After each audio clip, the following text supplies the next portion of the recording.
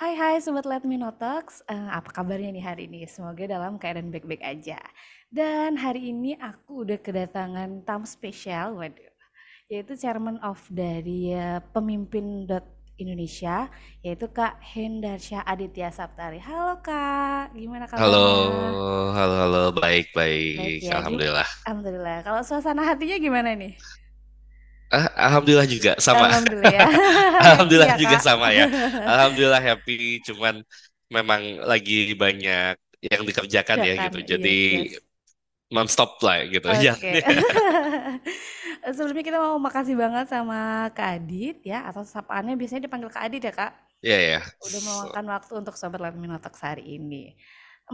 Kita sama-sama. mungkin langsung aja ya Kak ke pertanyaan yang sudah dibuatkan dari teman-teman ini. Ya, boleh, boleh, boleh, boleh, boleh. Silakan, silakan. Kalau yang aku lihat kan pemimpin ID atau pemimpin Data Indonesia ini kan bisa dikatakan atau dijelaskan bahwa dia adalah social startup yang memang fokusnya itu menumbuhkan kepemimpinan gitu, terutama di kalangan Ya. muda. Nah, Mm. mungkin Kak Adit bisa jelasin nih sebenarnya apa sih pemimpin ID ini, terus mungkin bisa dijelasin juga kayak bentuk-bentuk kegiatannya atau program-program kegiatannya seperti apa sih khususnya untuk mahasiswa. Oke, jadi sebetulnya mungkin saya akan sedikit bukan klarifikasi ya gitu. Oke, oke, oke. Jadi memang walaupun mungkin banyak yang menyebut kita social startup karena Yes. gayanya kita, Oke. tapi sebetulnya kita yayasan. Oh, oke. Oke, Jadi oke.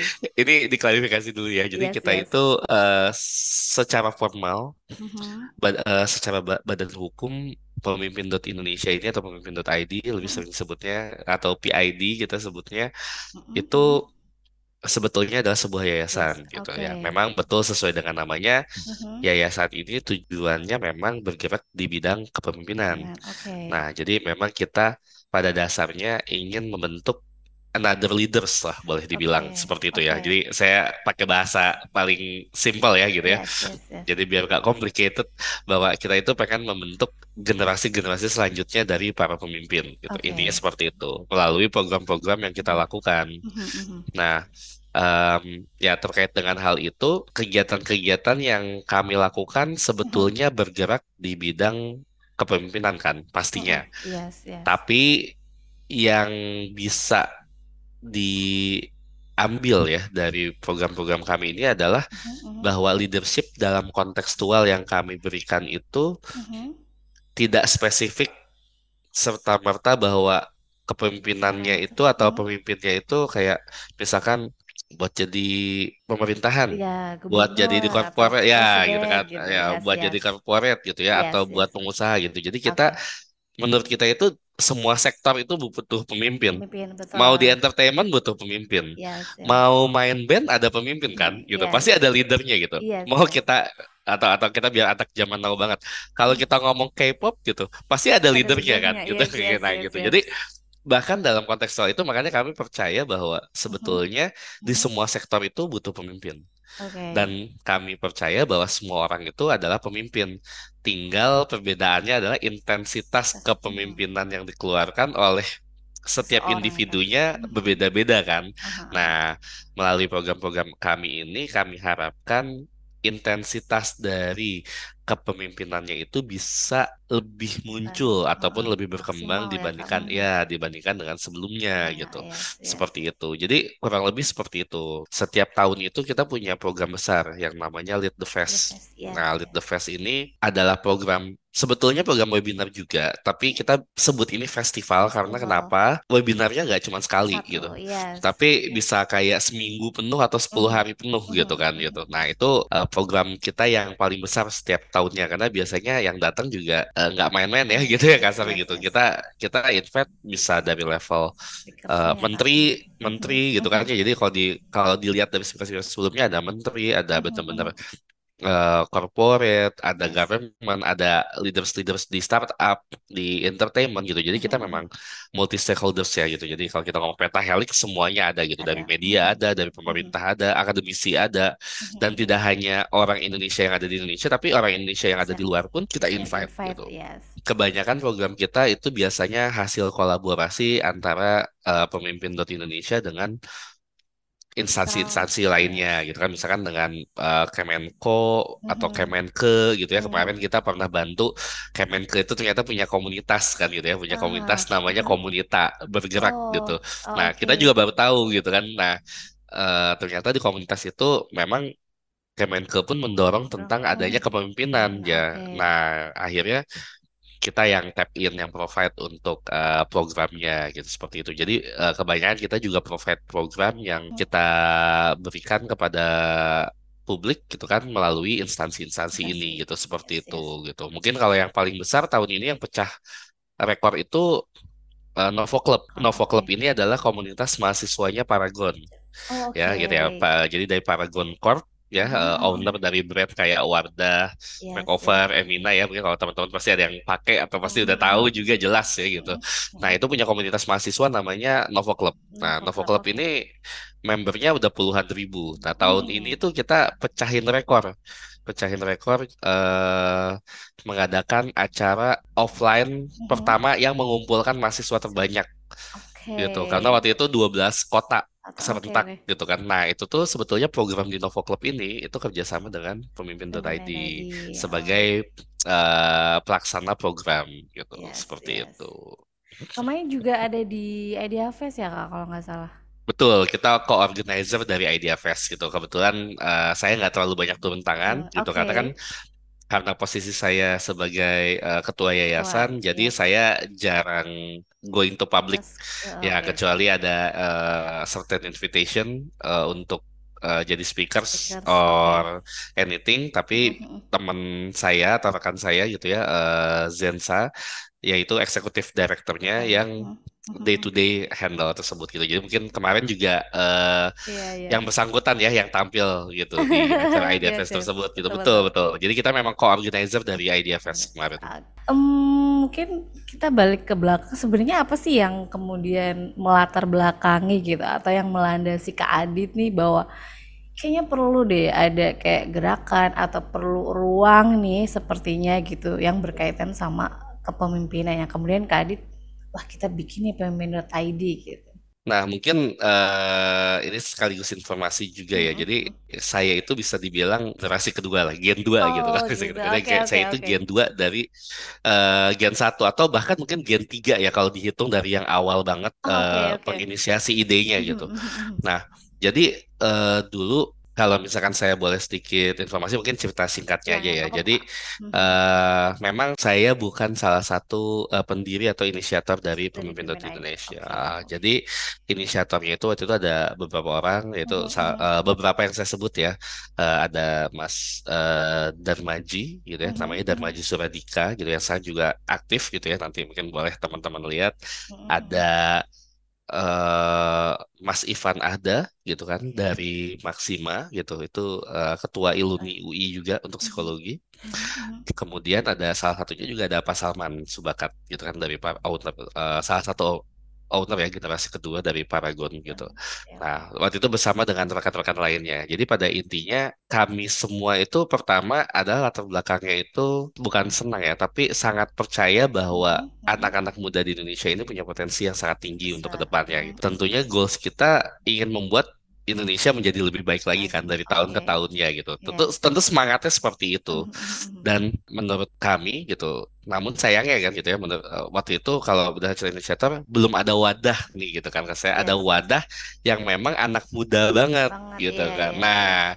jadi kalau udah ngomong pemimpin tuh pasti ya kalau pemimpin Iya, ya iya. udah presiden, gubernur atau Terus apa, wah udah umur, udah senior gitu kan. yes, Dan yes. padahal kan sebetulnya mereka bisa seperti itu pun kan sudah terpupuk sejak dini Das ya gitu. ya, Pasti heeh. pasti sudah terpupuk sejak Mhm, dini mhm, kan gitu. mhm. Nah, jadi kalau misalkan secara singkat pada dasarnya karena semangat tersebut, semangat Mhm. pendidikan gitu ya, karena Mhm. kami sangat pada dasarnya tuh kami itu semangat pendidikannya Iya, yang iya, tinggi iya, gitu kan, iya, iya. dan percaya kepada anak muda sehingga akhirnya dibuatlah Benar. Pemimpin.id. Jadi kebetulan saya menjadi ketua yayasan dari Pemimpin.id semenjak bulan Januari 2023. Oh, Jadi baru ya kebetulan berarti ya, Kak, baru. tahun Jadi ini. saya kurang lebih meneruskan obor gitu kan gitu. Jadi saya estafet estafet Yes, obor yes. berikutnya untuk meneruskan perjalanan ini ya gitu Mhm, sebetulnya mhm. gitu dengan semangat sama dengan semangat pendidikan, tentu Aha, gaya kepemimpinan setiap orang berbeda-beda berbeda yes. ya gitu kan. Nah, tapi pada dasarnya semangat kami semua sama, yaitu Sama.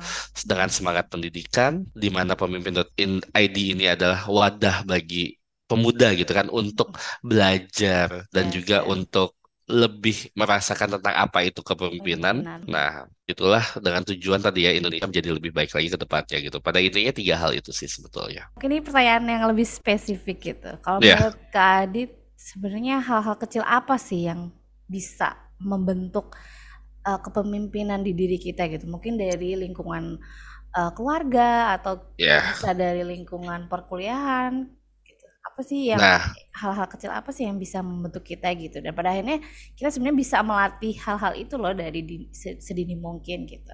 jadi kalau misalkan saya refleksi ya, jadi saya Yes. refleksi, saya pernah bertemu dengan salah satu tokoh nasional gitu ya. Aha, aha. Beliau cukup sudah senior ya, gitu, sudah senior. Dan mungkin saat ini saya bisa bilang bahwa kepemimpinan saya atau ilmu kepemimpinan saya itu mungkin saya dapatkan dari beliau Beliau, juga gitu oke. ya, dari beliau juga. Nah, jadi waktu itu dia pernah menyebutkan begini sama saya, dan ini jadi Mhm, refleksi saya juga bahwa mhm. kepemimpinan itu sebetulnya sudah diajarkan sejak dini, bahkan dalam ruang lingkup terkecil, yaitu adalah lingkungan keluarga. Jadi Keluarga, kalau tadi yes. nanya kan misalnya di sekolah ataukah di mana gitu, Yes, pada yes. dasarnya kepemimpinan itu sudah pada dasarnya kuat itu dari lingkungan keluarga. Yang Mhm, menjadi tantangan adalah kalau misalkan diri kita waktu itu kan masih bayi ya, apa yang terserap oleh kita kan tidak mhm, bisa kita kontrol ya pada mhm, saat umur itu, betul mhm, kan. mhm, Jadi mhm. Kita exposure yang kita terima, dapatkan kita terima aja kan, aja, kita yes, tidak yes. tidak ini. Nah, jadi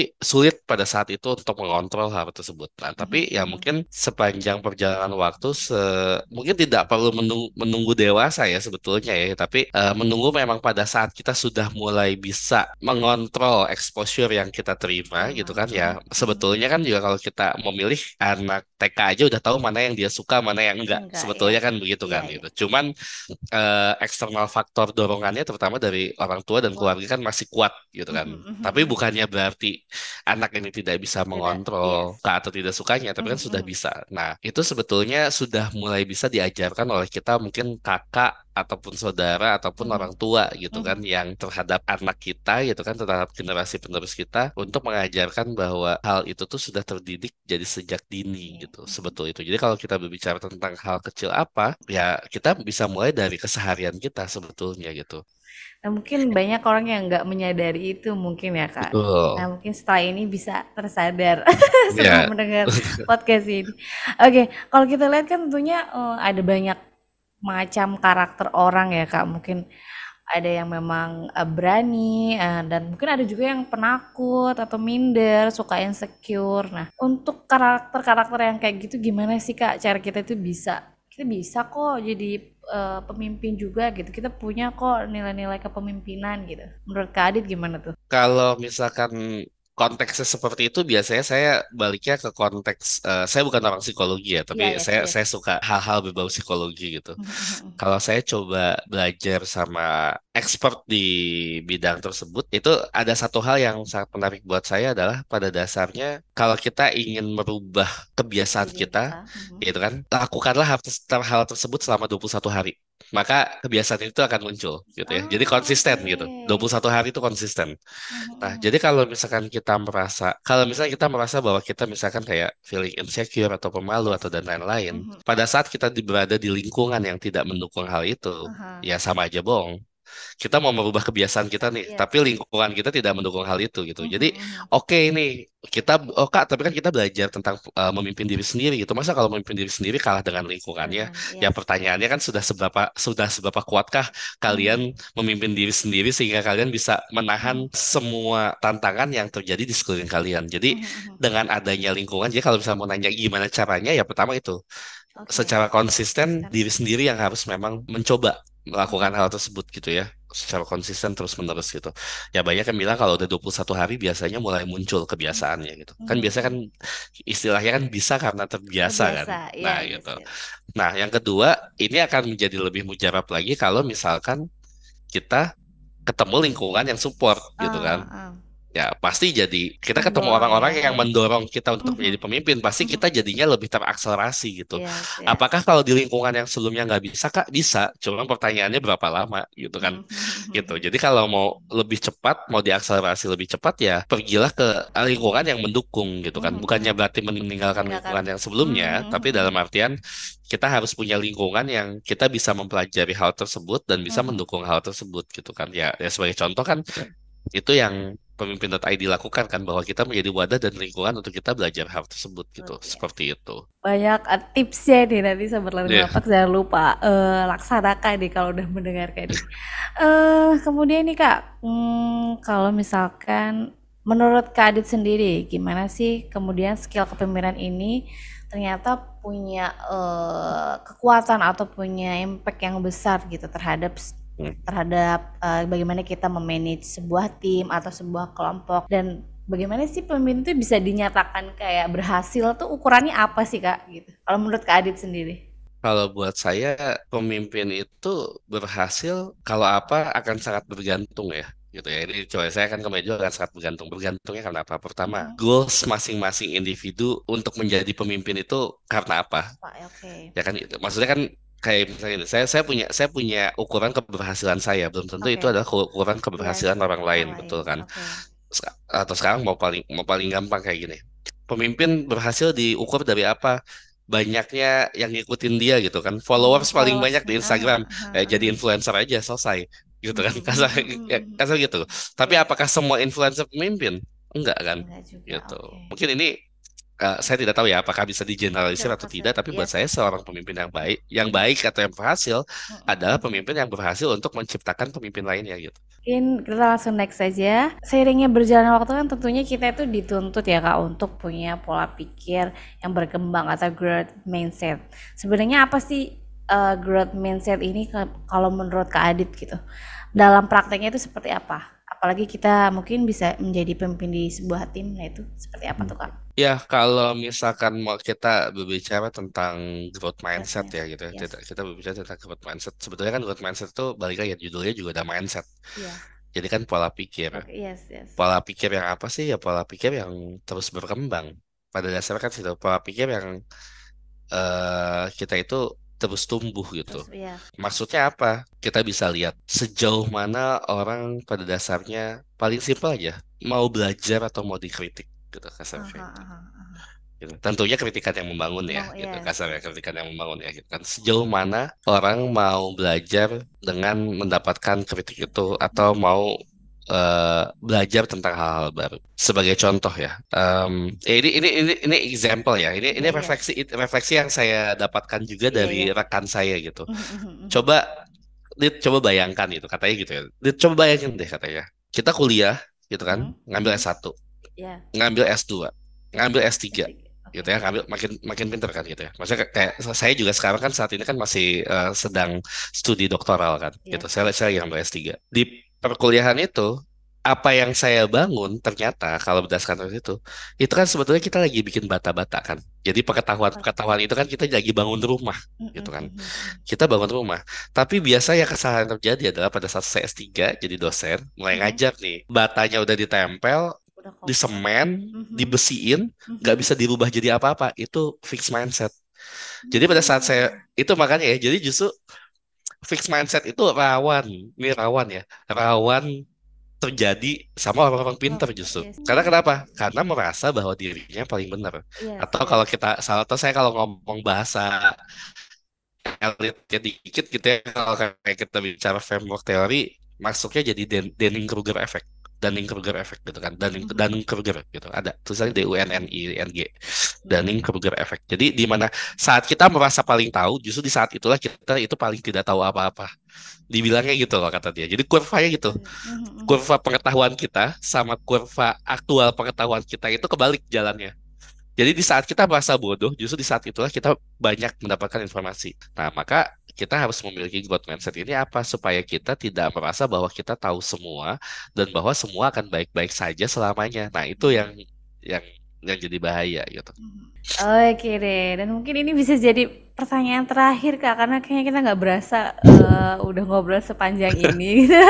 Iya, Atau bukan pertanyaan ya? Atau mungkin apa ya, kesan atau pesan mungkin untuk teman-teman di Universitas Budi Luhur atau mungkin Hmm. mahasiswa yang di luar sana yang mendengarkan podcast ini, eh seperti apa sih yang perlu kita siapkan atau skill atau sikap atau mental yang perlu kita siapkan nih Kak dalam tantangan kita nanti ke depan?